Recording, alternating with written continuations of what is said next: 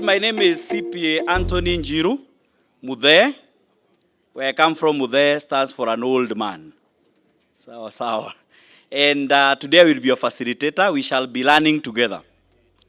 I started by apologizing for the little technical hitch that we had. But now we are here, we shall be able to have our first session, which is on financial wellness. I'm a businessman. I will be mentioning the businesses that I do later on. I'm also proudly an avocado farmer. Mimi ni mkulima wa parachichi. Sawa. Hiyo ndo parachichi. So for our first session, we shall be discussing about personal financial wellness. And before we do that, I would like to acknowledge Paris Isabella Boke. She's my boss. I'm here courtesy of Cusco. And she's my boss at Cusco. So thank you. So I will be talking first about personal financial wellness. That will be our first session. Then after the break, we shall discuss about investments. Sawa? So personal financial wellness is how do we manage our own finances. And when we talk about financial wellness, we primarily are not looking at money alone. Financial wellness will go beyond money. You can make sure that the noodle for this is on. So that, okay. So financial wellness, we look at a balance beyond money. It's not just about money. We are looking at being able to look at our holistic way of life. First starting with physical health, because it's a balance. There are people who have sought money, but at the hour of need when they have the money, then it becomes a problem in terms of their physical consumption. Sinikweli. So as we are looking for wealth, and we shall delve more on wealth, mambo ya pesa sana, lakini pia tuweze kuangalia our physical health. Physical health is a function of three things. MC alituambia mambo ni matatu. Jambo la kwanza about physical health is our nutrition. What are we eating? What are we consuming? Tuko pamoja? Our nutrition. What are we consuming? Jambo la pili, the second issue about our physical health is our exercise. How are we using our body? Tuko pamoja? Do you exercise? Do you walk? Mobility and so on. Na jambo la tatu is hygiene. Our hygiene. How do we look at cleanliness around us, cleanliness, especially for probably the men who have retired. At times it becomes you're out of work, so it's not routine. So our hygiene. So those three functions will impact on our physical health. Then we have mental health. Mental health. More so for the men. I'm not saying ladies do not have mental issues. But the men, we are being accused of not seeking help. Sinikweli. So we need to find that space that when you have pressures in life, you have ways of giving yourself that space that you do not have to go running, being stressed out of your life. Then we have social connection. How do we interact with other people? As human beings, we are social beings. We don't seek other people because they must help us. You don't go to a wedding because there's a plate of rice. You could have afforded even a better meal at home, isn't it? So our social health. Then we have, the next one is spiritual health, rather. Our spirituality. Our constitution, Katiba ya Inchi, starts by saying that as a people, we believe in God. As a people. So if we leave that vacuum, then we'll find ourselves in spaces that we cannot explain, and we find ourselves at times tormenting ourselves. So you need to find a space for your spirituality, your religion. And to caution you, you can also easily get lost in the religion. Tuko pamoja. Si kuna watu walienda Shakahola? Yes. So you must balance. We are talking about a balance. And that is why, despite the fact that you are given a space for financial management, it is important to start by discussing these key pillars. Because money alone will not give you a fulfilling life. Sawa. So spiritual health, find space for your God. If you are a bishop, behave like a bishop. If you are not a bishop, behave like a congregant. Sawa. Thank you. So spiritual health. And finally, our key discussion for today is financial health. Financial health. Because without money, it will affect all your other spheres of life. If you have no money, will you afford to go for a gym?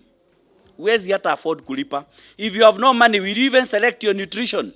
Ukipewa starch na starch ingine ndogo unakula zote pamoja. You have no option but to consume whatever is available.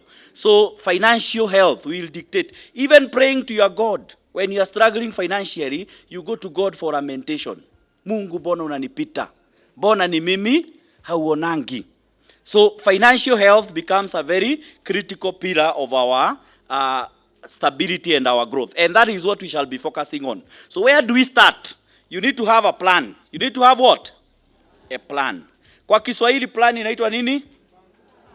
Mpango wa kando. Yes? Mpangilio. You need to have a plan. And for your information, don't struggle to write anything we are projecting, because we will share these materials on soft copy in your WhatsApps. Sawa sawa. Ndio hata nyinyi muweze kuendeleza masomo. Tuko pamoja.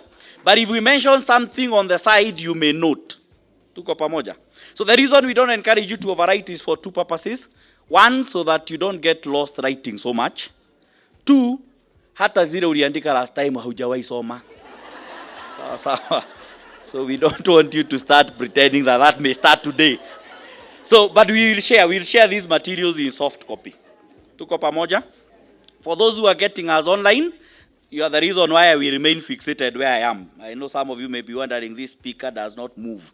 So I would be very happy to walk to where you are, but I will remain restricted here because of those of us who are online, and we appreciate them for joining us as well.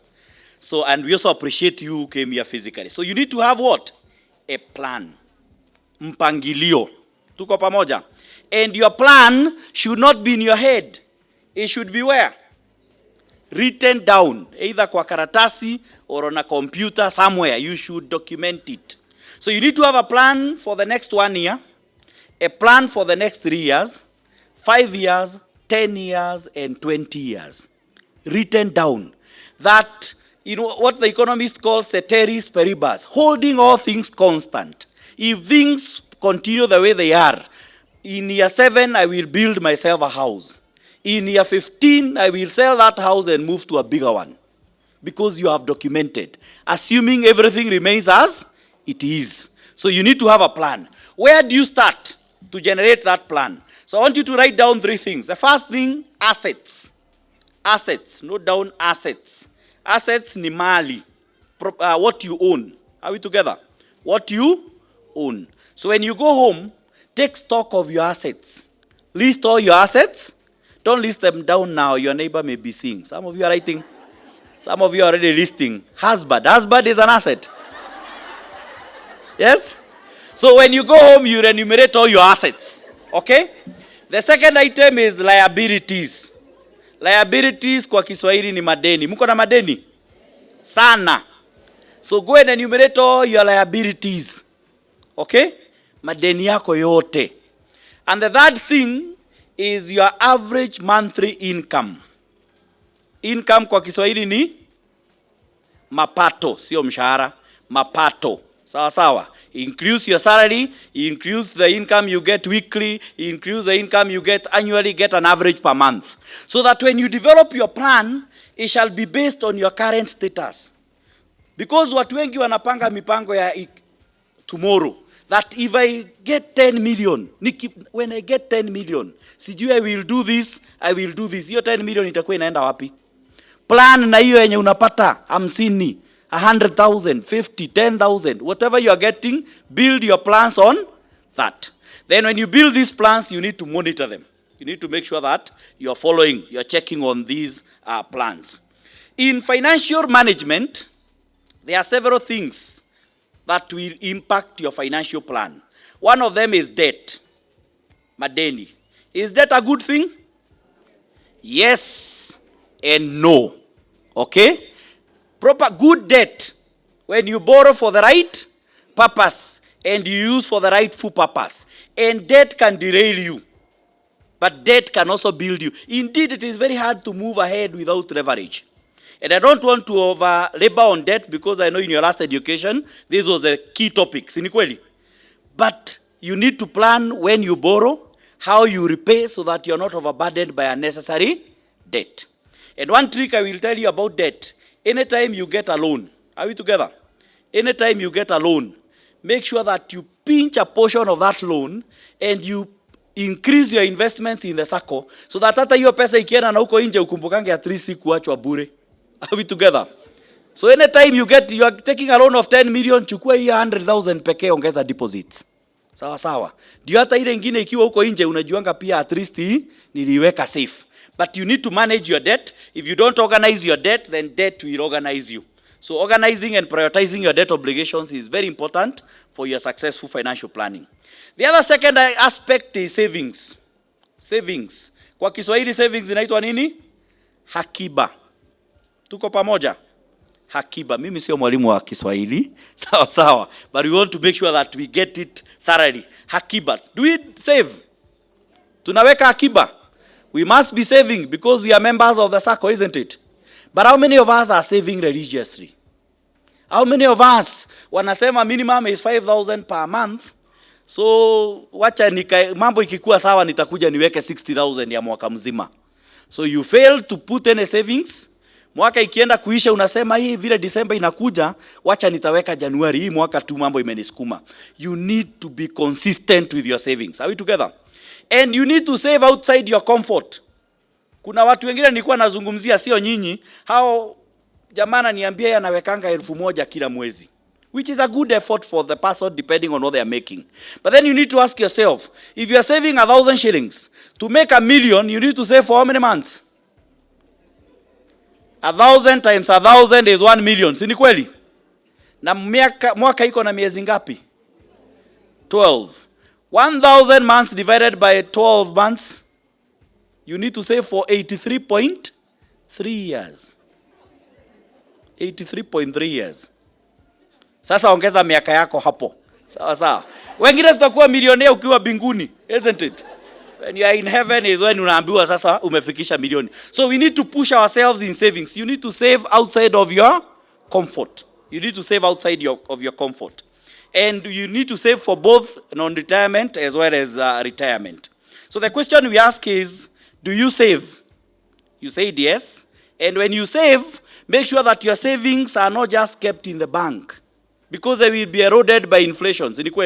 Make sure that you are saving and investing, because saving alone will not make you wealthy.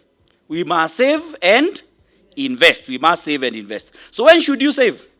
Because we can't get to where you are, zungumza na neighbor. When should you save? When do you think you should save? Yes? Today. Every day. Yes? At any time. Even at night you wake up and save. So you should save. You should save each and every time you receive your own money. Are we together? Each and every time you receive your own. Not when you earn it.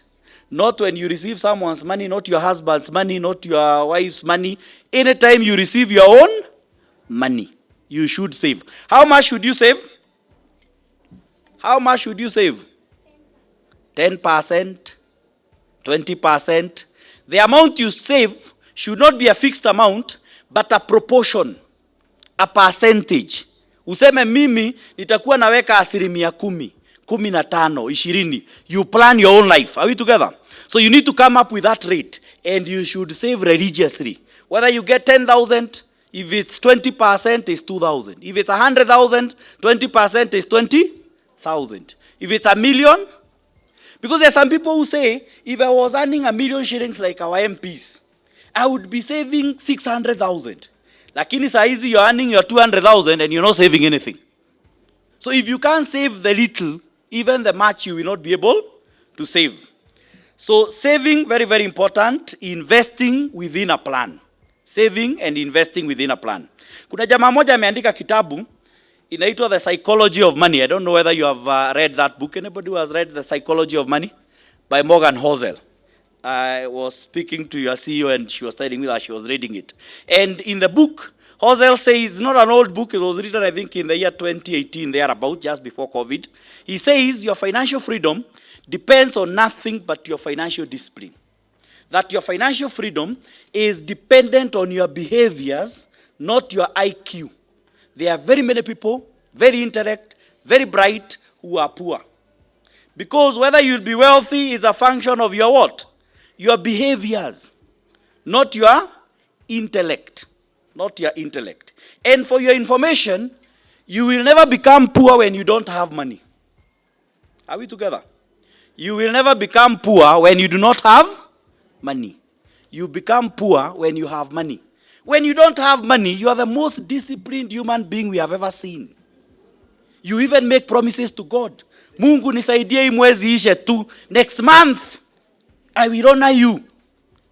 I will follow the plan. But the minute the money hits your account, hiyo mambo yote inaruka kwa akili. Mvua kidogo unaitisha Uber. Nani anyeshewe? Si ndio? Saa ingine ukiwa umekaa nyumbani hivi badala hata upike unasema nani achoke, unaitisha Glovo for the family. So you will never become poor when you do not have money. When you have money, that is when the decisions and the actions you take will determine whether you'll be poor or rich. So you need to cultivate habits. Before you even get this money, you need to cultivate habits. Because habits will lead you to success. So two things will determine your financial success. Your habits and the adherence to the rules of personal finance. Pesa iko na sheria. Na tutasoma hizo sheria za pesa zako wewe binafsi. So the rules of personal finance. And the first rule is you need to have a savings plan. Without a savings plan, you won't reach the goals you like to achieve. Bila mpango utakuwa, any plan will lead you where you want to go. Any plan. Without a plan, anybody comes up with a plan. Hata kwa ofisi kuna watu unaonanga ama kwa kazini, kuna watu wanakaanga bila mpango. So akiambiwa twende lunch, ako ready. Sawa sawa. Twende out, ako ready, anakuanga anabeba the entire set. Sawa sawa. Any time is out time. So without a plan, you will be swayed on any side. Thou shalt not spend more than you make. A very basic rule. Thou shalt not spend more than you make. I don't know whether I'm blocking you from seeing this screen. Even with my big head. So thou shalt not spend more than you do what? You make. It's a very simple and basic rule to financial freedom. That you are earning in a month an average of 80,000. Kwa nyumba ya 40,000 wewe unafanya nini huko? Kama sio fellowship meenda ama kutembelea rafiki, what are you doing there? Live within your means. And for us Kenyans, thou shalt not spend money you have not received. You have not received. That juu kuna mtu amepita kwako, akanunua nguo akakwambia atakulipa next week. Sasa wewe unaenda kwa rafiki yako unamwambia nipe dhao, ile nguo ikilipo nitakusort. Then after a week huyo mtu anarudisha hiyo nguo, anasema aligundua vile ilikuwa imeandikwa na Kijerumani, you know some of these second hand clothes. Vile ilikuwa imeandikwa na Kijerumani, alienda akainterpretiwa is written prisoner number 50. Hii nguo ilikuwa imetolewa kwa prison. Sawa. Sasa yeye haitaki tena. So you have to give back the money, isn't it? So thou shalt not spend money you have not received. You have not received. The next rule, thou shalt not keep up with the hard syndrome. Negative peer pressure.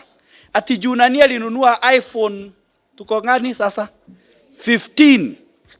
Pia wewe huwezi achwa nyuma. You are competing. Na saa hizo, kale kaopo uko nako, kanafanya kama zile zingine, isn't it? When you send messages, they go. Hakuna siku shaiandika message ya Kiswahili ikafika ikiwa ya Kizungu. Ukaanza kusema, hey, hii simu sasa we need to upgrade. Si ndio? Hata Facebook, TikTok kanaingia ndio. Kanaweza kuwa kanaingia pole pole, lakini eventually kanajipataka kako huko ndani. Sawa sawa. So let us avoid negative peer pressure. And I know for ladies at times it can be overwhelming. Si ndio? Ile time tu umetengeneza ya design mpya, mwingine amechomoa ingine, ile latest. Sasa yako ulikuwa umepanga ienda wiki 3, unasema wiki moja imetosha. Si ndio? Wataniona. Wanakuona wapi na ni mfuko yako inakuona? That is how people become poor. So avoid negative peer pressure. For the men, mnaenda kwa rafiki yako unapata ako na TV 100 inch. Sasa ile yako ya 32 inch unaanza kuona ni ndogo. Na hakuna siku juu TV yako ni ndogo, Mtangazaji ashaikuja mmoja, wakatangaza watatu kwa ile TV ingine. Ukaanza kuona ni kama hapa unafinyirika kidogo. Akitangaza wawili huko, hata hii yako ndogo. Timu yako Man U ikipigwa kwa hii TV kubwa ndogo, hata kwa ile kubwa inapigwa. So let us avoid negative peer pressure. We can seek, there is nothing wrong with seeking to compare yourself with others, but you should not be vain at it. Sawa sawa. You should not compete yourself to poverty. So thou shalt not keep up with the hard syndrome. Limit your short-term loan exposures. Hiyo mikopo kidogo kidogo, ati wewe unakopanga kila mtu. Hakuna mtu hujakopa kwake. Mshwari, Fuliza, you are the expert. You know those apps. Hata sako iko na yake, si ndio? Very soon we are going to introduce, and I know your CEO was very much strong against it because it is not a good product for us as consumers. Lakini hiyo product is very good for emergencies. Tunaiweka hapo just in case upatwe na pressure. A real emergency, unaweza kopa ujisaidie, si ni kweli? And in life there are only 3 emergencies. Gapi? Mambo ni mangapi? Matatu. One, natural calamities. Unaweza kuwa wewe ni mkaaji wa huko mahali kama Budalangi huko. Then siku moja ukiwa Kisumu town, uone ndio hiyo nyumba yako imekupita hua. Kulifradi kwenu nyumbani ikabebwa na maji ikakuja mpaka town. Sawa. So those are natural calamities. You can quickly borrow to plan, isn't it? Ama nyumba imeangukiwa na mti. They are not things you can preempt. The second possible emergency is sickness or accidents. Unaweza kuwa town, you may be in town, then you start feeling dizzy, isn't it? You can quickly borrow if you don't have money, get to a hospital, get some medication. Si ni kweli? Ama unaweza kanyagwa na mtu wa boda boda. Usikibishane na yeye, tuonyeshagwe kwa TV huko. Sawa sawa. Ndio huyo mama anakibishana na mtu wa boda boda. Hapana. Kopa, tibiwa haraka, you will sort out. The third possible emergency ni gani? Yes? That death. Death is not an emergency. Death is the way we shall leave this world. Sawa sawa. Yes. Death is not an emergency because when you die you are at peace. The only emergency that may be there around death ni kama hujazoea kunywa maziwa na asali. Tufike mbinguni ushindwe kukula. Sawa sawa. But death, you are gone, others will bury you. If it's death of a relative, tutachanga. We will come as a community. The third possible emergency is issues to do with the law or police. They don't give you notice. Umepanga, umefungua kaduka, umeweka vizuri, ukakuja ukaambiwa hii shamba ni ya Portland. Si ni kweli? Yes. And you are done all your due diligence. Na hata ukaambiwa ujenge haraka ati nyumba mahali ya kujajengwa hakuna, shamba si yako. Sawa sawa, ukaharakisha mpaka ukachukua mkopo ujenge. So matters to do with the law, those are real emergencies. But some of us we even make our income an emergency. Ukiambiwa na mtu atakulipa Friday, wewe unakopanga Monday. Juu atalipa. So we must limit those exposures. Pay your monthly bills in time. Zoea kulipa your suppliers in time. Ndio ile wakati utapata magumu, when you have difficulties they will understand, isn't it? But if you are usually wewe unawakalishianga pesa mpaka wakufuate, even when you have real difficulties they will say this is your usual self. Hii ni ile umang'aa yake, si ndio? Halipangi madeni, huyo halipangi their bills. Avoid get rich quick schemes. And Kenyans, we are experts at getting into get rich quick schemes. Kuna wale tulilima kweli, si ndio? Si ni kweli? Kweli. Wengine wakalima nini? Wakanunua mashamba na nyuki, golden scape. Si ndio? Unauziwa shamba 350,000, unawekewa greenhouse 250,000, within a year hao watu watakuwa wamelima na umerecoup your money. Wewe jiulize, huyu mtu ako na shamba, ako na ujuzi ya greenhouse. Bona asilime yeye? Why ain't they farming wajiripe? Why are they bringing you? So you need to be cautious about those get rich quick schemes. The men, betting. Ama hata ladies muko. Gambling. Yes? Kuna wako. Football. Kuna zimekuja za aina nyingi. Kuna wengine siku hizi inaitwa aviator. Sijui kama mmesikia kandege. Kanapita na pesa ya wanaume. Hivyo kakienda. Siku hizi wameingia mpaka kwa radio. Kwa radio nasikianga mpaka ladies wakipiga. Si ni kweli? Wanakuja wanawaambia within an hour kuna mtu mmoja atashinda 250,000 na wanai-connect with your business. Wanasema shida 200,000 na business. So that you think it has anything to do with business. So wewe unashinda hapo ukipiga, every call is 50 shillings, 20 shillings, 100 shillings. So a million of you make a call, that is 100 million. Wanalipa mjinga mmoja 250,000. Sidio?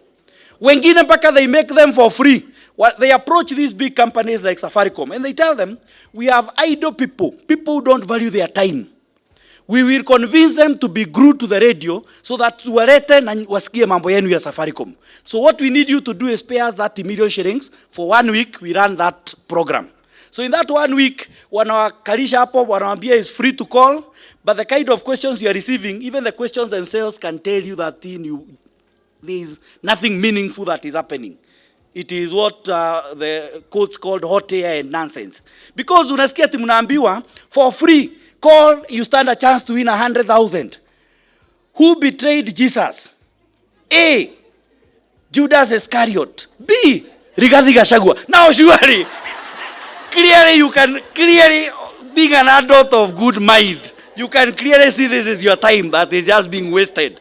So avoid those get rich quick schemes. And they are many. They are many as you can never imagine. And they will be hidden in a lot of issues. You will be told we are doing online forex. We are doing Bitcoin. We are not saying cryptocurrency is not there. We are not saying people don't make money out of it. But you need to be cautious. Wewe kuna ile biashara unafanyanga. Maybe umefungua hardware.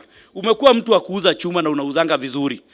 Then mtu anakuja na huko anakuambia, do you know there is this program where you can recruit others tuanze kuuza madawa. Tuko na dawa za kumaliza pimple, sidio? Tuko na dawa za kurefusha nywele. Tuko na dawa siku hizi wanapewa mpaka tuko na madawa za kufanya zinamea na masoja wanakaa wakiwa wamesimama. Sasa wewe ulikuwa mtu wa kuuza hardware vizuri sana, unaigizwa biashara ya kuuza madawa.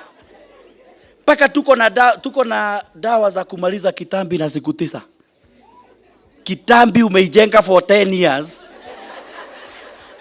You want to drop it in 9 days like that. So, we are not saying that some of those products don't work. But we are saying be cautious. Ask yourself, is this my line of investment? Is this my line of business? Is this the kind of business I want to be engaged in? Prioritize your spending, needs versus wants. Anytime you have money, you have to ask yourself, what is necessary? What is necessary? Eliminate potentially damaging spending behaviors. Kila mtu ako na tabia zake ambazo zinamaliza pesa zake. So go and do an audit and see what are these potentially damaging spending behaviors. And some of them are very honest things that you do without even knowing. For the ladies, you go to the supermarket, especially when you have money, you do impulse buying, isn't it? Ukienda nyumbani, uko na all sorts of lotions, oils and anything beauty. Sidio? Zingine ulitumia once ukasema hii hapana. Zingine ukaweka tu, isn't it? So go and do an audit and see. Wanaume, umeapply loan, pesa imewekwa kwa account, sidio? Sasa juu ka SMS kamekuja, ting ting pesa imeingia, unaenda kwa ATM, there is a phrase that men like using. I don't know whether ladies are aware of it. Wanasema mwanaume afai kutembea bila kitu. Unaweza kanyanga nyanyama mayai ya mtu. Na wakati alikuwa anaenda kwa hiyo ATM, hakuwa na kitu, hakuwa mwanamke, hakuwa amekanyaga nyanya za mtu.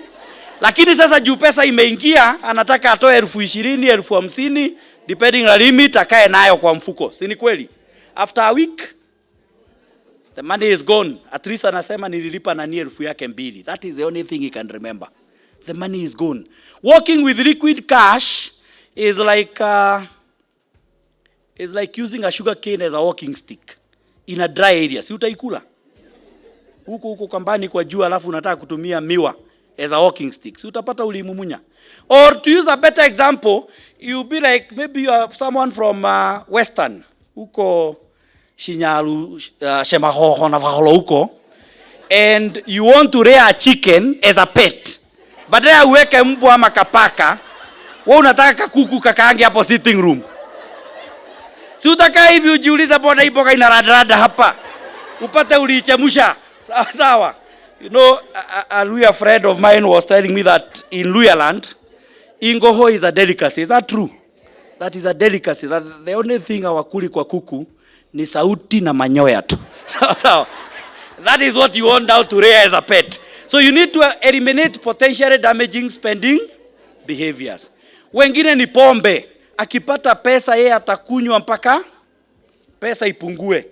So identify what are those behaviors that are damaging your money. Wengine ni eating out. We are not saying you can't eat out, but you can't do it daily, isn't it? Wakati uko na pesa, you go to the finest hotels. Every day we unakula pizza, sijui nini. Pesa zikiisha, unaanza kutuambia how you are observing your health. Sawa sawa. Sasa umerudi kwa sukuma na vitu kama hizo. Protect yourself against risk. Protect yourself against risk. And the only way to protect yourself against risk is by investing. When you start your investment journey, you start concentrated. You are fully exposed. Sawa sawa. But as you grow in wealth, you have assets in different industries. So if one industry suffers, then you have assets in another industry. Recently, kuna kondoo zilikuliwa. I don't know whether you heard that story. Some sheep were consumed. Mulisikia? I'm not saying you may have participated. I'm saying hearing. Sawa sawa.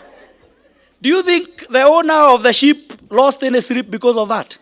The former president. Na ingekuwa ni wewe upigiwe simu uambiwe ile ng'ombe wako ameliwa. Si saa hizi ungekuwa ukideal na chief mkifuata ni nani walikuwa huko. So you need to, the only way to manage risk is by broadening your investments. It's the only way to manage risk. Because risk will always be there. Risk will always be there. Teach your children to save wisely. The Holy Book says, teach your children your ways, so that when they grow up, they do not depart from the house of the Lord. Are we teaching our children our ways? And would we be proud of our ways being passed to our children in terms of wealth? And you need to teach your children.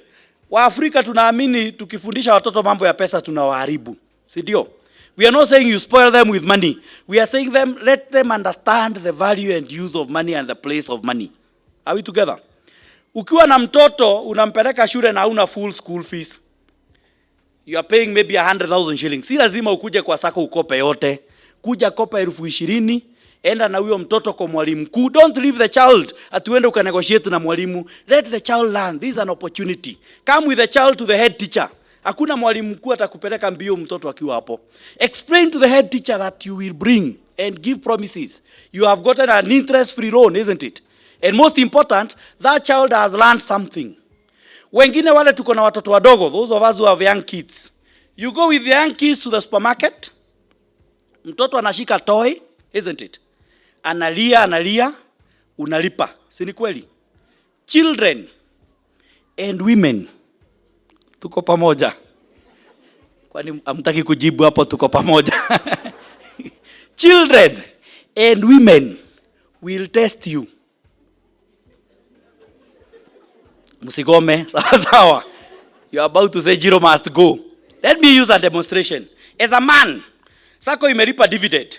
You go home and you tell your wife that because the sako pay dividends, nimewekewa tu pesa tu, nimejenga maisha ya capital and deposits, so at least hizi nimeweza kupata for 50,000 dividends umewekewa. Mke wako umemweleza umewekewa dividends za sako. What happens? Unasikia kikwambia hizi curtain na viti hazimatch. They are crashing.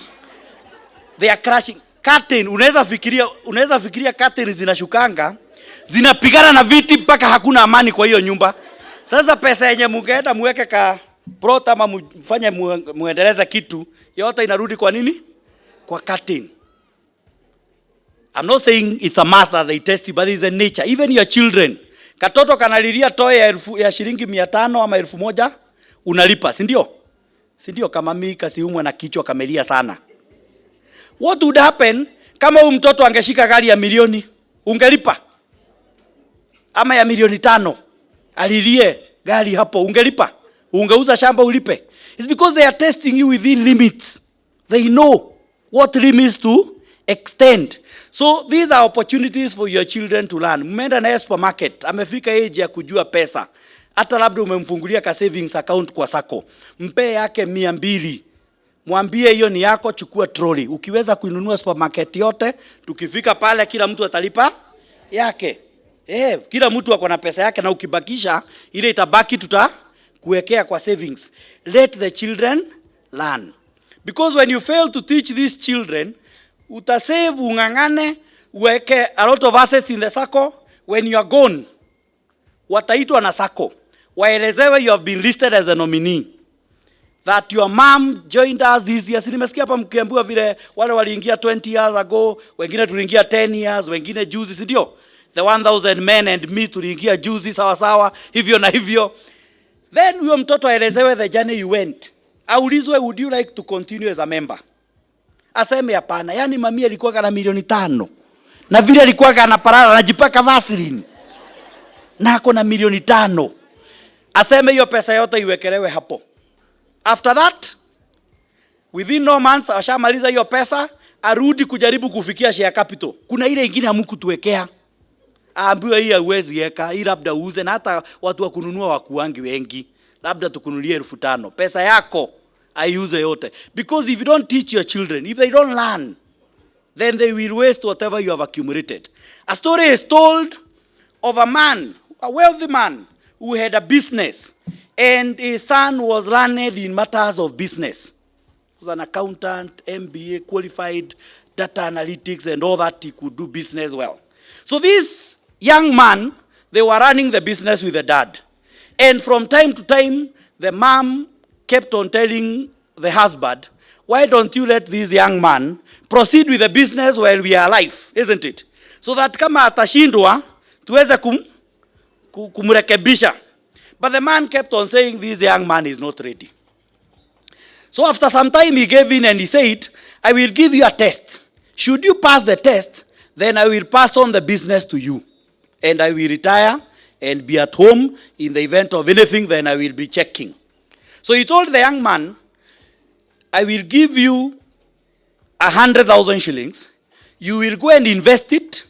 Ikifika 500,000, uniletee 500,000. Then, mimi nitakupea biashara uendelee. So the young man went. They discussed with the mom. And the mom told him, why don't I give you the 400,000 on top? Ifike 500. Uperekee mzee. Upewe biashara, sidio? So that you can learn your modern ideas. You know, as mothers, we get to a point and start thinking our husbands are slow, sidio? Sasa ingepewa kijana angeipereka bio. Ile iko ya saa hizi. So, the young man goes, takes the 500,000 to the dad, and the dad is at a fireplace. Ako mahali kwa moto hivi. The dad akashika the 500,000, akairusha kwa moto, akaambia kijana enda utafute pesa yako ulete. So the kijana now has left with zero. Even the 100,000 he had been given is gone. So he goes, they discuss with the mother, and they say, I think tulichukulia huyu father ni kama ashikanishi sana. We should have waited a bit. Because who makes 500,000 within 2 days? Let us give it a bit of time. So he stayed 9 months thereabout. He came back. Akapewa 500,000 by the mom. So he shows up, gives the 500,000 to the dad. Ni jioni, ako kwa moto. The dad akafanya nini? Akashika the 500,000, akairusha kwa moto. So kijana akaenda akaambia mamake, probably this man is spying me. Kuna watu wametumwa wanichunguze. So what I will do, lend me some money, because sasa hana kitu. I will go do a business, hustle until I can make my 500,000. I prove the mzee wrong, nimulete. So the guy went, he hustled for 3 clean years. Akakuja na 500,000. Akapata mzee ako kwa moto bado jioni, because that was his routine in the evening. So mzee akafanya nini? Akashika ile 500,000, akairusha kwa moto. Akirusha kwa moto, kijana akaingia kwa moto, akaitoa na akaambia mzee, usicheze na pesa yangu. Yako unaweza chezea, lakini yangu usicheze nayo, because he knew he had worked for this. Sawa sawa. Alikuwa ameitafuta. So teach your children to save wisely. Plan for your retirement early. Especially for those of us who are in informal businesses. Sawa sawa. Plan for your retirement early. Because there will come a day when you will not be as energetic as you are. It is good to continue with some mobility and mind movement, but you still need to retire. My mom is over 70 years. I think approaching 75 years. Recently, we took her to hospital for a checkup and all that, and she was being asked by the doctor, do you still go to the shamba? And she says, yes, I have to check my shamba. So later the doctor called us aside and told us, your mom needs to retire. And we asked, hey, retire how? And she is a farmer and she's not going to dig. She's just going to check the workers who are there and all that. So she tells us, what if she was a policeman? Would she continue handling a gun at 70? So there will come a time when you will need, you may not be as energetic as you are. Wewe ukiwa kwa biashara mahali unatandikanga vitu, utakuwa ukijaribu kutandika, kanjo wakikuja, watu wengine wanatoroka, wewe ndio unashikwa. Sawa sawa. Unaleta zile vitu hata you are not connecting with the market. So you need to plan for that retirement now, even when you are in the informal sector. Protect yourself legally. This is the last rule. Protect yourself legally. What does that mean? Anytime you enter into an agreement with anybody, make sure that that agreement is well grounded. Are we together? Unanunua shamba, si ni kweli? Ukienda mnaandikiana na mtu, often when you are buying land, you go to the seller anakuambia hata niko na wakili, usitafuta wakili. How sure are you that this other fellow is a lawyer? Huyu jamaa amekuja na muuzaji. How can you prove that this is not a Brian somewhere? He's only selling beards, isn't it? So you enter into a contract, that contract is null and so you need to make sure that legally you protect yourself. And remember, when you're starting a business, mko pamoja sana because things are not working. Kuna mashida. When you make money, hapo ndio shida zinaanzia. Ukinunua shamba kwa mtu, si umemlipa? Yeye aende alale kwa pesa, wewe ubaki kwa shamba. Unamwacha hapo kwa shamba akifanya nini? If you have bought a piece of land, don't leave the seller in that land. Let them go and si alipenda pesa na wewe umependa shamba. Yes, kila mtu akae na chenye amependa. Because you buy land, you pay for the land, you have paid 1 million shillings, you leave the owner there. After 2-3 years, the land is selling at 1.5 million, yeye anasema acha nikurudishie milioni yako. Sawa sawa. So make sure that any agreements you enter into, you protect yourself legally. At the start, right from the start. Sign documents, enter into agreements, contracts. In the circle, you need to update on what we call nominees. Mnajua nominees? Those are the people who will inherit your circle money. Are we together? In the event you are not here, the nominee is the one, not the next of kin, the nominee. The next of kin can be just an administrator. But the nominee, and I think the law, I'm hesitant to talk about the law when the chair, and I is very touch of many years of experience, but she can confirm the law of nominees provides that it is superior to the law of succession. So kama hujaandika will, you have died intestate. Sisi hatuhitaji kuja kuangalianga ati ulikuwa unaangalia nani. Sako inaangalia record, ulituandikia jina gani, in what percentages. Are we together? And we call those people. For women, who are the majority here, often than not, we write our children and our mothers. Sawa sawa. The only problem that may come there is when our mothers have retired before us. They are gone before us, and we fail to change. So when this is being distributed, when we are gone, we find it now appearing as an estate. Sidio? But often than not, for women, there is not so much problem because you don't change your mother, isn't it? You don't change your children. Si ni kweli? But for men, wanaume hapo ndio shida iko. Many of them will come to the circle very young, like the young man who was being introduced here. At that time they are in love. Ako na mchumba wake, a fiancé. They are about to get married. He has found his missing rib. Sidio, amepata ubavu wake. So anaulizwa tuandike nani? Anasema sweetheart. Anaulizwa tuwezi andika sweetheart, tupe jina. Anapeana jina Philomena Kamene. Inaandikwa. Sawa sawa. Maisha inasonga. Anaanza kuona labda huyu sio ubavu, hii ni meno. So anaachana na huyo, anaoa mwingine. Maisha inaendelea anakuwa recalled. Ukiwa uko binguni, mnabarizi huko na kinapita Abednego, Noah, Nuhu. Sasa mko uko binguni, ama uko pande ile ngine ndio unabeba makaa. Ukitoa kule inawaka, ukipeleka ile pande inapoa. You know, it's either. Sawa sawa. There's a friend of mine, a Muslim, who was telling me that according to the Quran, ile moto itakuwa jehanamu. Itakuwa kali mpaka kuna moto inatisha moto ingine. Can you imagine? Sasa wewe ndio prefect wa hiyo moto, alafu huku duniani unapata your ex-girlfriend ndiye ameitwa na sako. Yule ulikataa kuoa, anamumunya mali yako hapo, familia ikilia. So you need to make sure that you update. Keep on updating. And you are allowed to even change, by the way. Unaweza andika nominee, alafu mkienda kanisa unasikia the kind of prayers they are directing. It's like they want your time to be shortened here. Sawa. So unakuja una change. So those are the rules of personal finance. Two more things and then we take a break.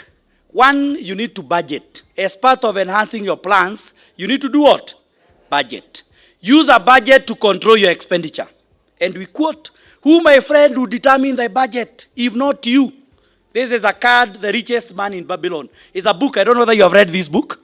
The Richest Man in Babylon is an old book. It was written in the year 1920, around 27, from pamphlets about Babylon in the 13th century. I pray that in a future training, we'll be able to discuss some of the lessons in this book. But if you have not, you can get it and read it. It's a good book. So in that book, The Richest Man in Babylon, a card was asking, if not you, who can plan your money? Kama sio, wewe. So you need to use a budget. And we cannot prescribe for you how to budget. However, I can show you a budgeting module, an example of a module. This is known as the 20-30-50 module, where 20% of any money you make, you pay yourself first. So if you're earning 100,000, 20,000 shillings will always be your own money. Of the net, ile cash unapokea, sawa sawa? So unasema 20% I will pay myself. How do I pay myself? By investing. So hii pesa unaisukuma kwa sako kabla upangie pesa ingine. 30% you repay debts. Or if you have no debt, this is the money you use to build your capacity. This is the money that you enroll on a coding course. This is the money that you enroll on a marketing course. This is the money that you use to expand yourself. 50% should cover your expenses. Sawa sawa? 50% should cover your expenses. Take note that your budget is also dependent on the nature of person you are, and most important, on the nature of the incomes you make. So if you're in a business, budget ya biashara inatengenezangwa how frequently? Depending on the nature of business, most businesses that have daily cash flows, you budget per day. Sawa sawa. If your business receives money on a monthly basis, you budget per month. So that you're not running a restaurant and you want to budget for the cost of buying food for a whole month. You budget every day. By jioni, uko na pesa ya mishahara, uko na pesa ya rent ya hiyo siku, uko na pesa ya chakula ya hiyo siku. So it's upon you to come up with your own budget. The other important lesson, and before we do this lesson, I want to give you a quick trivia. 1 minute trivia. It's appearing on your screen. If you're given a choice, and I want you to discuss this with your neighbor, between taking shillings 30 million in cash, this very instant, and a single shilling that will be doubled every day for only 31 days. Tuko pamoja. Upewe either milioni 30, 30 million pamoja leo. Alternatively, upewe shilingi moja that will be doubled every day, but only for 31 days, not forever. For only 31 days. Ile pesa itakuwa imefika at the end of 31 days, that is your money. Let me illustrate. Tuko pamoja. You are given a shilling, day 1, it will close at 2 shillings. Tuko pamoja? Day 2, 4 shillings. Day 3, those are the back we are pronouncing the answer so that we know we are together. Let us start afresh. You know, it's always good, by the way, when you are addressing a crowd, it's good you make sure that we are following. And that is why those who go to these clubs and whatever, myself, I don't. Because the only time I tried to go, someone shouted, the house is on fire. I disappeared. So it's good we engage. So day 1, we have started with a shilling. It closes at how much? 2. Day 2, 4. Day 3, 8. Day 4, 16. Day 5, 32. Day 6, 64. Day 7, 128. Day 8, 256. Day 9, 512 ni kama tumeacha wengine. Day 10, 1024. Sawa sawa. Mpaka the 31st day. Alternatively upewe 30 million. Which one would you prefer? 30 million. Ikiwa imeshikana. Yes? The 1 shilling. 1 shilling. Let us look at the mathematics. You can see it in your screen. By day 10, we shall be at 1024. Okay? You can see it? 1024 by day 10. By day 21, we shall be at 2 million. 21 days, you are only at 2 million. Remember yule mwingine alichukua 30 million? Sawa sawa. By the 31st day, we shall be at 2 billion 147 million shillings.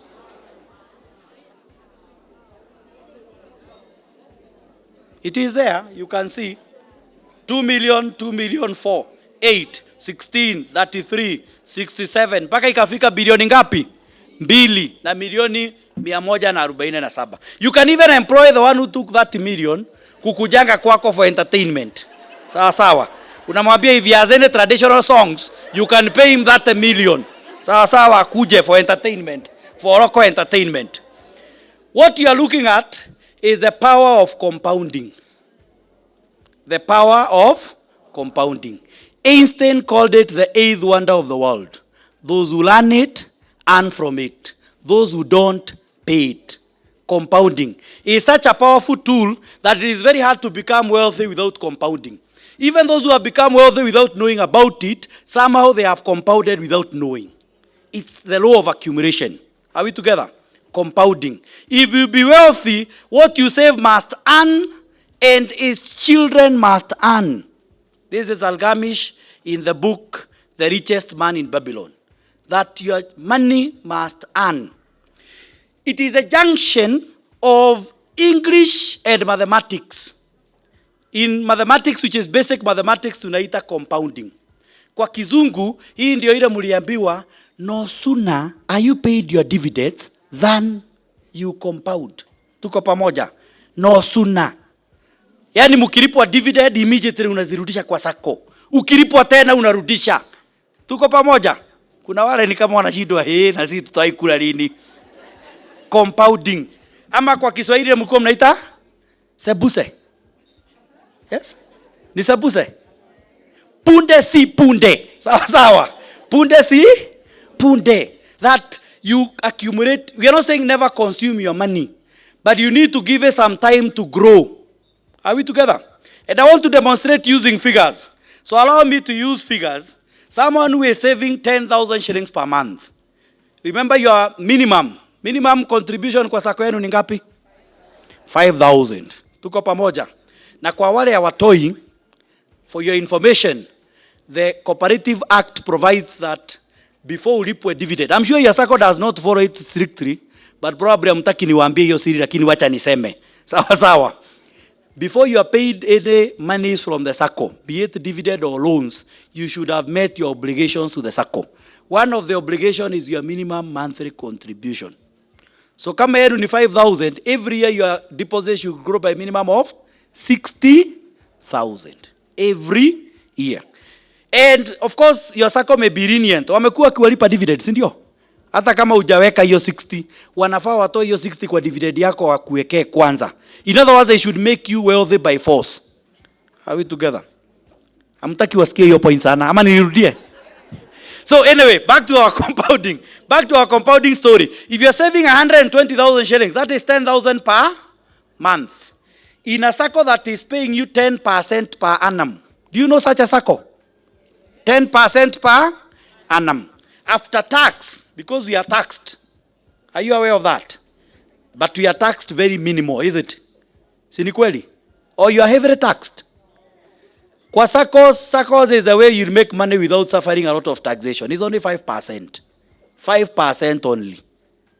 Interest elsewhere, even by the government, is at 15%. Since we are taxed only 5%. So effectively you get 9.5% in total. If you save for the first 1 year, you start with 120,000, it will earn you only 11,400. Urudishe. If you do that for 12 years, you will end up with 2,750,000 726,000. Ni wangapi tumekuwa kwa sako miaka 10 na bado hujafika hizo mamilioni? It's because you're not compounding. Kuna watu wanasemanga siku moja nitakuja na milioni 3 niweke. Wacha ndio hiyo siku ikifika utaweka, but for now weka tu hiyo kidogo consistently. Sawa sawa. And when it earns, you do what? You compound. When it earns, you compound. Look at another schedule. This one is saving only 7,000 shillings. 7,000 is doable, isn't it? Si ni kweli? 7,000 shillings. Hii hata si a businessman. Hii what we are targeting here are the early ECD teachers, Sunday school teachers. Sawa, usijiweke hapo kama wewe si wa hapo. Tuko pamoja. Wale mko ECD, Sunday school, the income now can allow 7,000.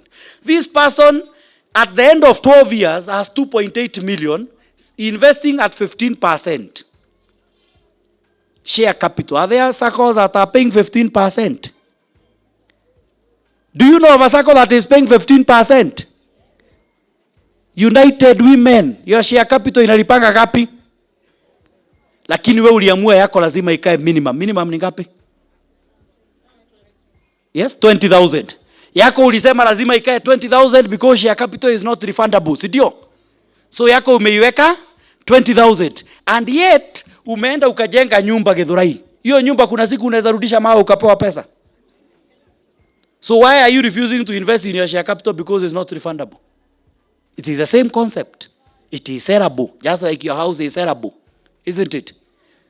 So this person at the end of 7 years will be received, at the end of 12 years, atakuwa kilipwa dividends of 420,000 shillings. Every year, anapewa 420,000 shillings. And the last one I will show is someone who is saving 20,000 shillings per month. For 12 years, this person has 7.5 million in your circles. Yenu, sio ingine. This person, the principal is 2.8 million. Every year, I have not indicated the dividends there, but every year Afrey would be getting around 1,050,000 shillings. Kila mwaka dividends zikilipwa, anapewa milioni yake. Out of saving only how much? 20,000. There are people who have been paying rent of 150,000 for the last 20 years. So it only means huyo mtu ahamie nyumba atoke ya 150 aende ya 130. Sidio? For those years. It is doable. So compounding is such a powerful tool. I don't know, when you get these materials, take time and build your own plan. I have included a link. That link, if you click on it, you can be able to access a website that can help you with the compounding. Ndio usianze kusema mimi mahesabu sielewi. Sawa sawa. You just feed the figures. I need to start with this much. Kila mwaka niweke hii at this rate for this number of years. I know some of you asking why I was using 12 years. Sindio? Why not 10? Why not 15? Yes? Because I'm the one who chose. Sawa sawa. Wewe unaweza chagua tofauti. You can choose a different one. Sawa sawa. So compounding is such a powerful tool. We need to make use of it. And compounding is the reason why we all rush to invest in land.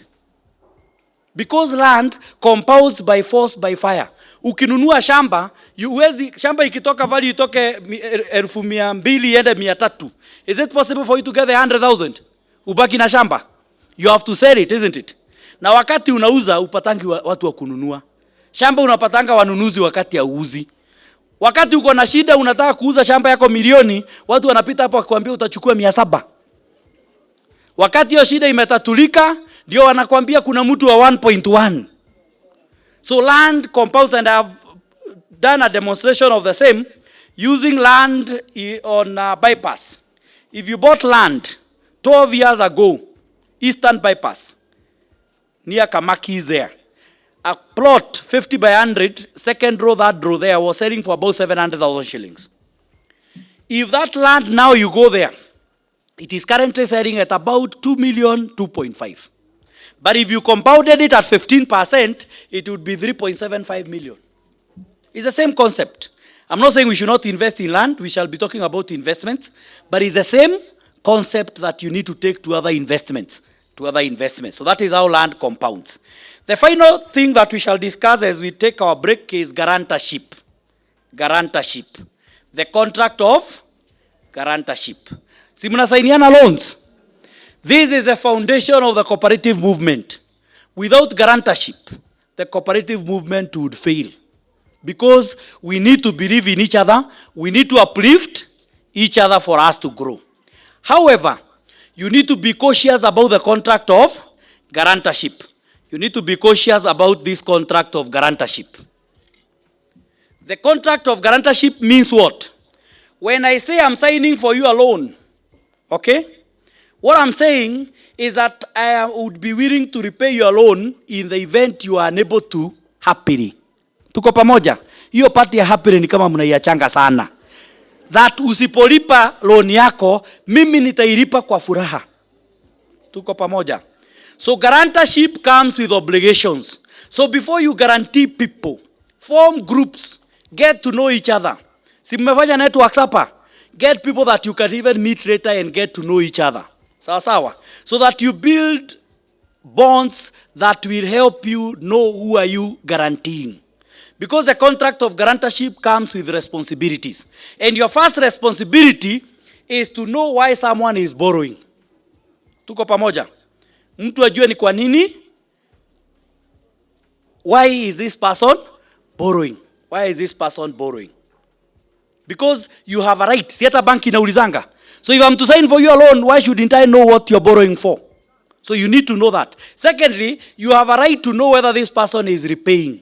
So you can even ask from the SACCO, and that information will be given. It is within the Data Protection Act, you have the right to access that information because you have guaranteed the loan.